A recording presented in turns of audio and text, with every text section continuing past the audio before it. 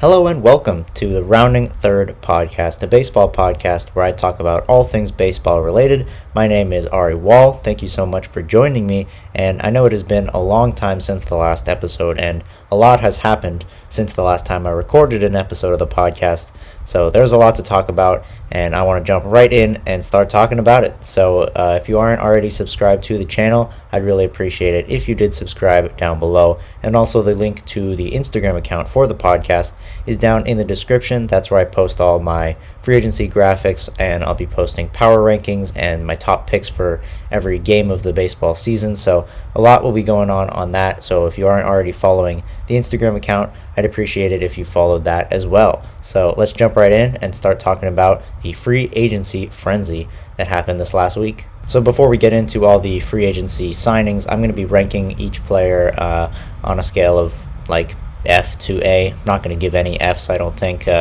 Probably my lowest grades will be like a C plus or a C, because at the end of the day, these are all really good players that ended up getting signed. So for a team to pick up a Chris Bryant or something, even though the fit might not seem like a good fit, it's still a good player going to the team. So I'll be ranking all of my players as well when I give my opinion. Alright, so I'm going to be going in reverse order from when these players signed. So I'm starting back with basically the first big signing since the CBA was agreed upon, and that was Carlos Rodon going to the San Francisco Giants. And overall, I would give this signing an A. I think this is a really good deal for the Giants.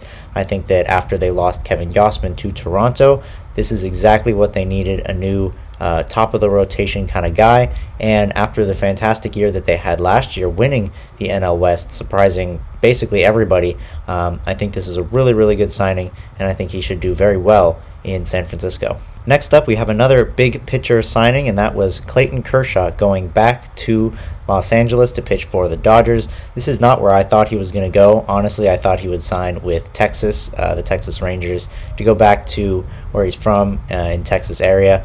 But this is a great signing, obviously, for the Dodgers. He's the face of their franchise, and he has been for a long time, and he's their ace. And so even though they're going to have Bauer probably missing the majority of the season, if not all of the season, that rotation is still very, very good with him, Urias. They got a lot of weapons there in that rotation, and obviously adding Freddie Freeman, which we'll get to later. This team is incredibly stacked. They're the best team in baseball by a long shot, in my opinion, and my favorites to win the World Series this year. So Clayton Kershaw going back to Los Angeles, love the deal, and I'd give it an A- for the Dodgers. A smaller signing here, we had Angelton Simmons going to the Cubs. A pretty good deal for Chicago to get that veteran shortstop to be that defensive anchor. As a Yankees fan, I kind of wanted Simmons to go to the Yankees, honestly, because I feel like we needed a good defensive shortstop. But Angelton Simmons should do his role perfectly. He's not going to bat a very high average. He's not going to hit a lot of homers. He'll bat towards the bottom of that order, but he should provide some solid defense at shortstop. And although the Cubs are probably not going to make the playoffs, still a decent signing, and I'd give it a B. Moving on now to a trade. This was the first time that Kiner Falefa was traded, going from the Rangers to the Twins, and in exchange, the Rangers picked up Mitch Garver to be their catcher. This is a solid signing. I'd give it a B rank as well. I think Mitch Garver is decent. I think a lot of people were really high on him and said that the Rangers made a terrible decision and didn't get anyone in return, which I do agree that they probably should have kept Kiner Falefa. But Mitch Garver is not bad. He hits a lot of home runs, but we'll see if the batting average can stay above the 250 mark. So if he can stay healthy, play close to 130 games or so, and bat 260, 270 with 20 home runs, I think that's solid, and the Rangers are definitely trying to compete in that AL West division. So we'll see how well they perform. We'll see how well he performs, but overall, a solid trade. Next up, we've got Yusei Kikuchi going to the Toronto Blue Jays, who have been very active this offseason, both in trades and in signings, and I thought this was a really solid signing. Yusei Kikuchi to the Blue Jays, I'd give it a B+. I think Kikuchi has a lot of upside. I think he's got some great velocity. He can locate his pitches. He struggled after the All-Star break in last year's season. He had a fantastic first half, made the All-Star game, and then did not perform well the second half of the season. But I think with Toronto, he should be pretty solid. Doesn't have to be the ace of that team. Will actually end up being like the fourth best starter behind Ryu and Barrios and Gausman and all of those guys. So for him to kind of slide into that role that Steven Matz had, to be that low end of the rotation kind of guy, I think he could generate a lot of wins in that rotation and provide some solid outings and try to help lead them to the postseason. Over to the Mets now, making their rotation even stronger with Jacob Degrom and Max Scherzer. They added Chris Bassett from Oakland, and I think this is an A- signing for the Mets. If the Mets offense can hold up, this is a very, very strong pitching rotation. The bullpen is solid, not great. They should probably make a trade to try to pick up another arm in that bullpen, but they got the offense, they got the starting rotation, but at the end of the day, the Mets have had some problems living up to expectations, so we'll see if that changes or not and how far they can go. Another deal for the Twins, Sonny Gray was dealt from the Reds to the Twins, and I thought this is a decent deal. I'd give it a B-. I think Sonny Gray has potential. He's shown flashes where he can be good. Obviously with the Yankees he was not great. With Oakland he was solid. With the Reds he had spotty starts. He kind of went on runs where he couldn't get anybody out, and then all of a sudden he was back to his old self. So it'll be interesting to see what kind of pitcher he is for Minnesota, and if they end up keeping him or if they deal him at the deadline. The Twins have made some really interesting moves, as I'll talk about probably when we get to Carlos Correa later on, but they seem like they're trying to compete, which is interesting because I don't really see them making the playoffs still, even with all these signings and trades. So overall, Sonny Gray, solid signing, bolster that rotation a little bit, but I still don't see them as a playoff team. Moving over to the Yankees, who pulled off a trade to get Kiner-Falefa, the second time. As I mentioned, he already got dealt, but he was dealt, I think it was a day later, over to the Yankees in exchange, or not in exchange, but he was dealt with Josh Donaldson. Both of them went from the Twins to the Yankees, and overall, a solid deal for the Yankees. I'd say a B- on the Donaldson end and a B+ on the Kiner-Falefa part. I think a lot of people are highlighting the deal as Donaldson being the main part of it. As a Yankees fan, I really felt like Kiner-Falefa was the main part of it, to have that defense and to have that upside on him and have him potentially be the shortstop. I think he's a lot more valuable than Josh Donaldson, who is another sort of low average, high power hitter, something the Yankees have tons of. So I think Josh Donaldson has potential. He'll probably share a lot of DHing duties with Stanton, with Judge when he needs days off. But we'll see how they end up using him, if he's their everyday third baseman, which it looks like he's going to start the season as. But I like Kiner-Falefa a lot in this deal, more than I like Donaldson as a Yankees fan. So we'll see how good they can be. Going from the Yankees to the Twins in that deal was Gary Sanchez and Gio Urshela, both of which I would give a B ranking for the Twins. I think Gary Sanchez has a phenomenal bat, and I think he has a lot of upside. As a Yankees fan, I've been down on him for several years now, mostly because of his defense, but he can totally be an all-star level hitter. He's got the power, he's got the potential to hit for a high average, that doubles/home runs kind of swing, and I think getting out of New York could actually do him a lot of good, take a lot of that pressure off.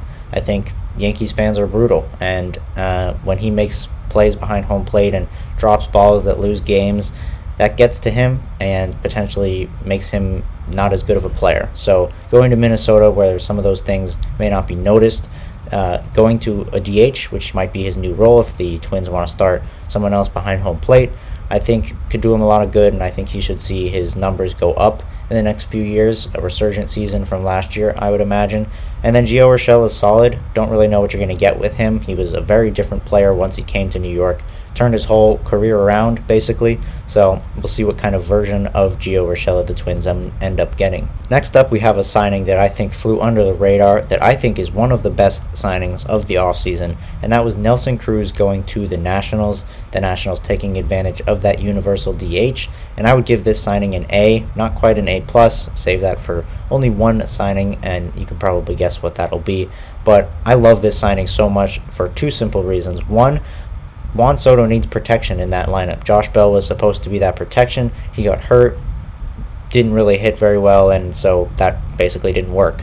And for two, the Nationals can deal Nelson Cruz at the deadline, like you saw last season, him going to Tampa Bay, getting a return in that trade. I think this is a fantastic signing, really. I think the Nationals will likely deal Cruz at the deadline because he will be valuable. With the universal DH, that opens 29 teams that want him as opposed to 14 or 15 in the American League. And so I think this is a great signing. I think Juan Soto should have a better season. I think Cruz will continue to hit home runs for as long as he wants to play baseball. And I really like this deal for Washington. Moving over to the Atlanta Braves, who ended up losing Freddie Freeman, but they did end up trading for Matt Olson. And I would give this an A- signing and trade. First off, they traded him, and then they signed him to an extension. And Matt Olson is a phenomenal player, don't get me wrong. But obviously losing Freddie Freeman, he's impossible to replace. You just won a World Series with him. He won an MVP. He's been a fantastic player for your franchise for so many years. And as good as Olson will be, that's always going to be something that Braves fans are going to think about, so long as the Braves are not World Series champions, basically. If they cannot repeat, they're probably going to imagine that they could have had Freddie Freeman, right? If they end up in the CS or something, losing to the Dodgers, and the Dodgers win the World Series, they're going to be thinking, why didn't we just sign Freeman? We could have won another World Series. And so that's pretty tough, and I know Braves fans are going through it right now, but Olson is a fantastic player. Freeman is a fantastic player, and so I think the Braves will do just fine without Freeman, but it's always going to be one of those questions, what could have been if Freeman stayed his whole career in Atlanta. Over to Seattle, we've got Jesse Winker, who was traded from the Reds to the Mariners, and Eugenio Suarez was also involved in that deal. And I think this is a B-plus move for the Mariners.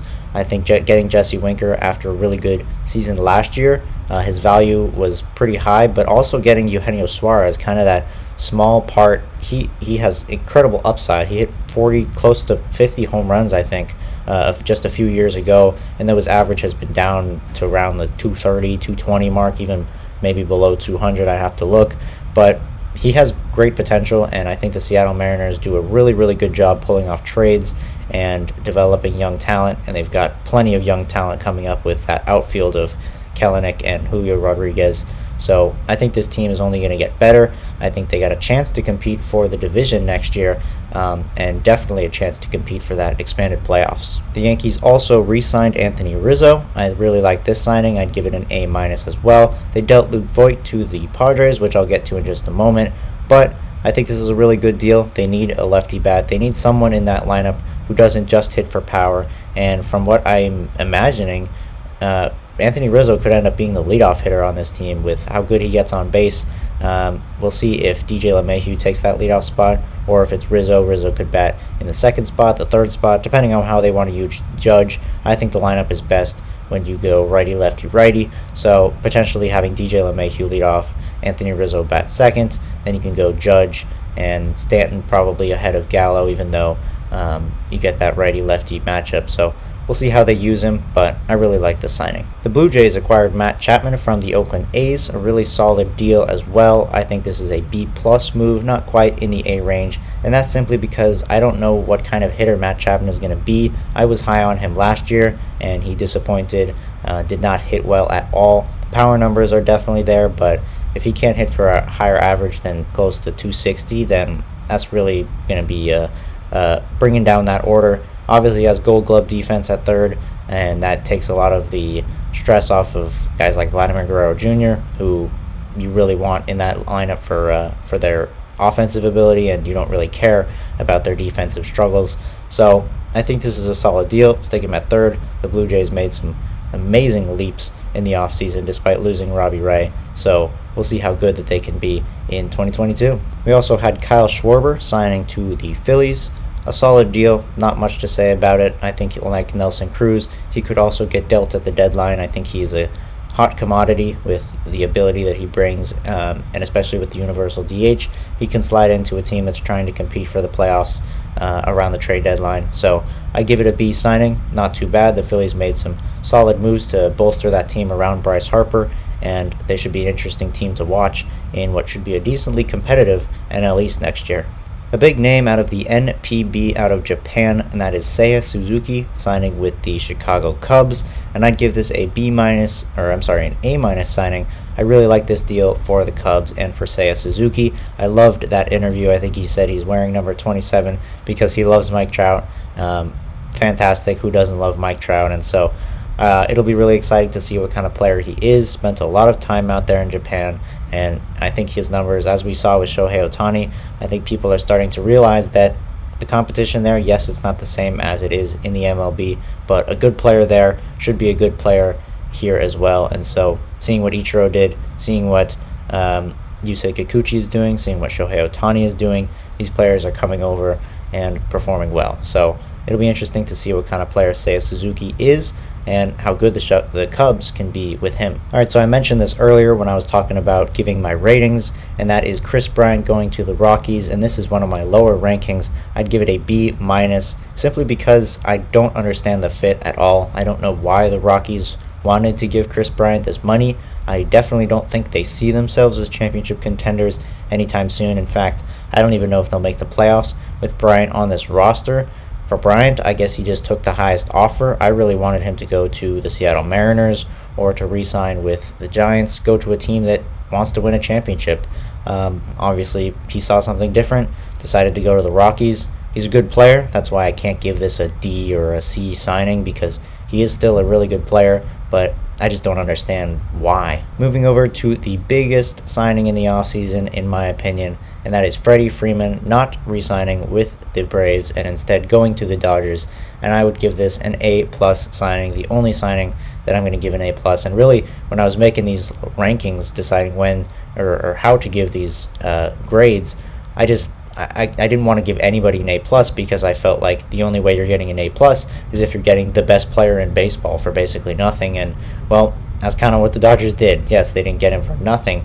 They spent a lot of money to pick him up, but they picked up an incredible player and put them over the hump, I guess you could say. I mean, this team is an all-star team, basically. You look at their offensive lineup, I'm pretty sure almost everybody in that lineup has made an all-star team. You've got guys like Gavin Lux coming through the pipeline that probably are barely going to get playing time.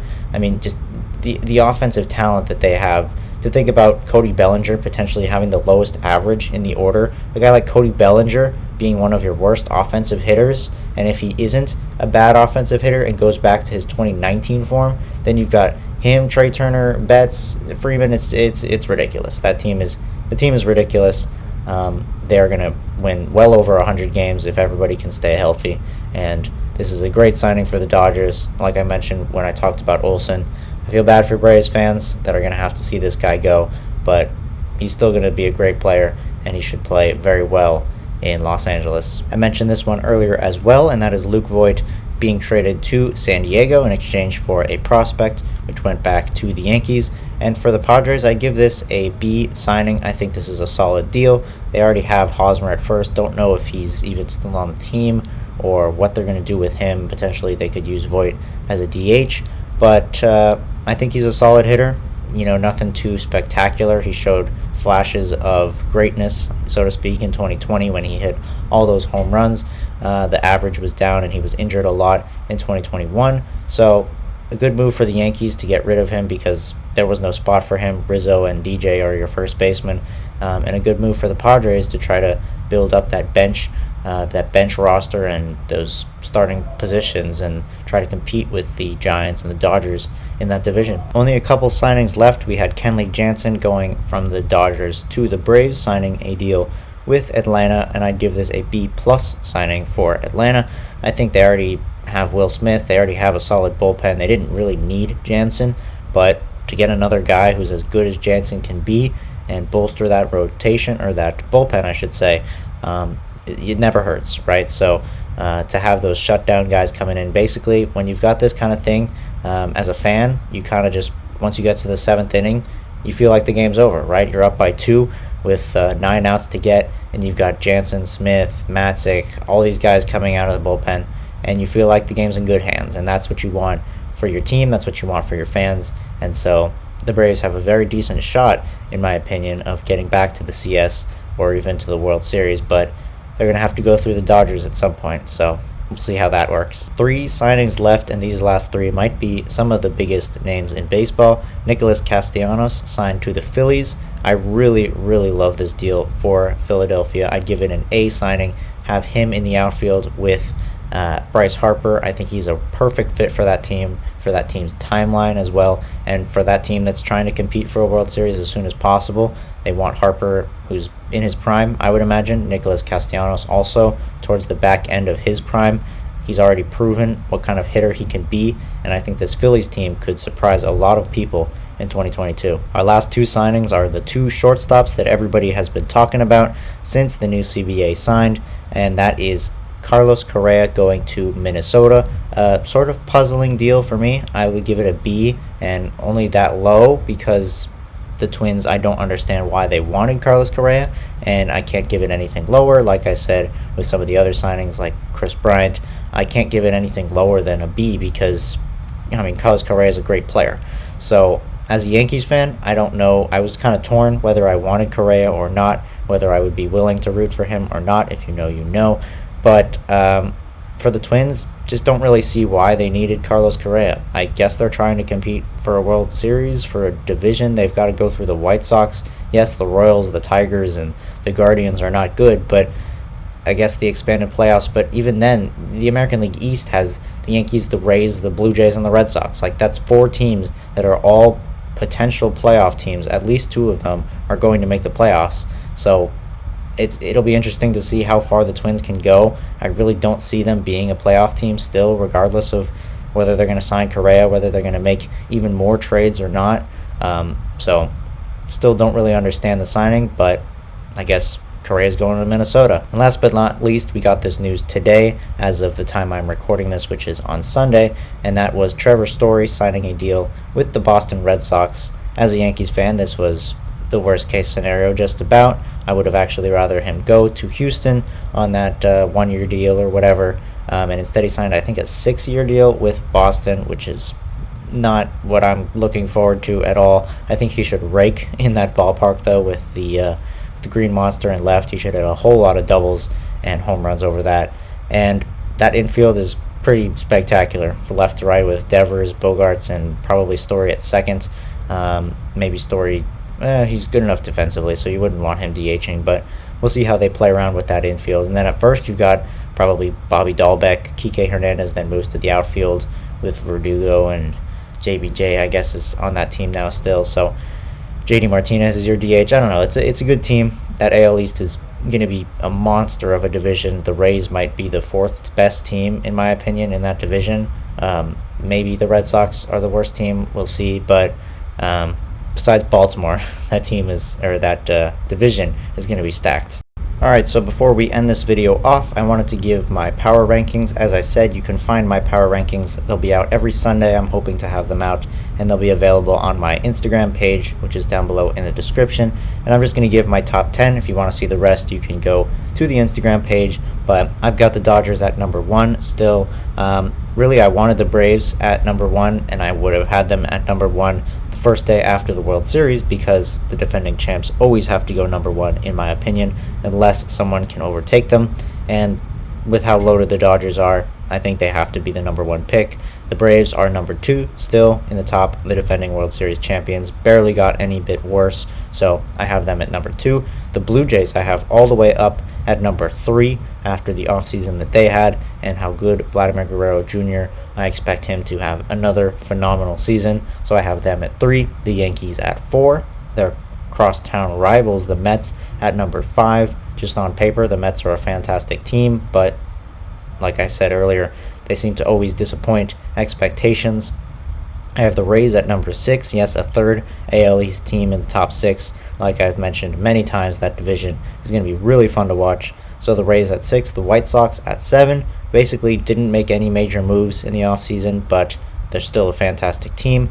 The Astros at 8, despite losing Correa, they're still a fantastic team. The Padres at 9, and the Mariners all the way up at 10. I'm pretty high on the M's, and I think that they could have a really solid season. So those are my top 10 in the power rankings. If you want to see the rest, go to my Instagram page, and I'll keep you updated every Sunday with my power rankings. And so that does it for this episode. Spring training is underway, and the baseball season is kicking off.